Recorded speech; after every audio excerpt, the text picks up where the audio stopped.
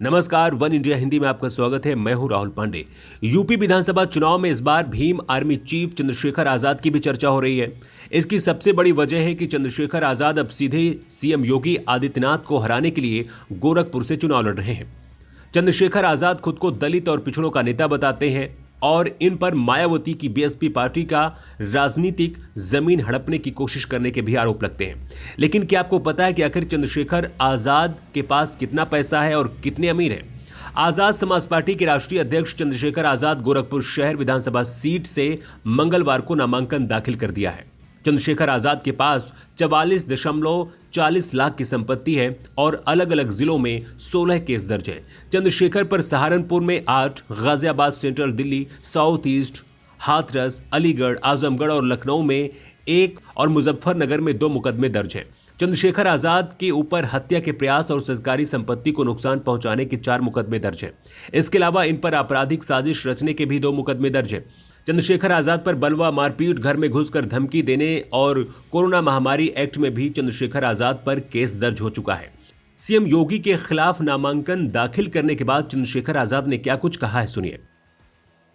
पहला अनुभव है 20 साल से संघर्ष के इस दौर में नौजवान होने के नाते अपनी इस लड़ाई को अंजाम तक पहुंचाना, और मुझे इसलिए भी ज़्यादा उत्साह था कि डॉक्टर बाबा साहब अम्बेडकर जो हमारे आदर्श हैं, उन्होंने कहा कि राजनीतिक सत्ता की मास्टर चाबी से ही सारी तरक्की के रास्ते खुलेंगे और सम्मान भी मिलेगा।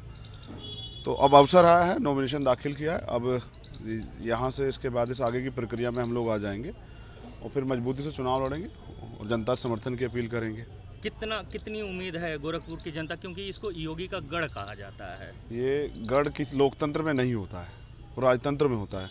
यहीं से हमने बहुत सारे लोग हारते हुए देखे हैं। जब मैंने पहले भी कई बार कहा, आज भी फिर उसको कोट कर रहा हूँ, टीएन सिंह मुख्यमंत्री रहते हारे, प्राइम मिनिस्टर इंदिरा गांधी रहते हुए हारी। तो ये लोकतंत्र जनता जिसे चाहे उसे आगे बढ़ा दे। और उत्तर प्रदेश में जो हुआ है, देखिए, मुख्यमंत्री जी कहीं कहे थे कि मैं गर्मी में भी, मई जून में भी शिमला बना देता हूँ। उन्होंने गोरखपुर को क्या बनाया ये देखना पड़ेगा। गोरखपुर भी 4 महीने के लिए झील बन जाता है। ये मुख्यमंत्री जी का विकास है। चंद्रशेखर आजाद के पास कुल 44.14 लाख रुपए की चल अचल संपत्ति है। इसमें से 26.14 लाख रुपए की चल और 17 लाख रुपए की अचल संपत्ति शामिल है। मई 2017 में जब शब्बीपुर गांव में जाति हिंसा हुई, इसी दौरान चंद्रशेखर को जेल हुई थी।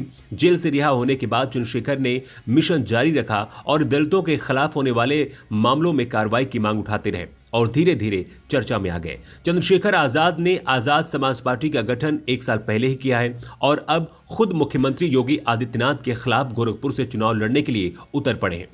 इससे पहले शुक्रवार 4 फरवरी को मुख्यमंत्री योगी आदित्यनाथ ने गोरखपुर शहर सीट से नामांकन दाखिल किया था। इस दौरान उनके साथ अमित शाह भी उनके साथ मौजूद थे।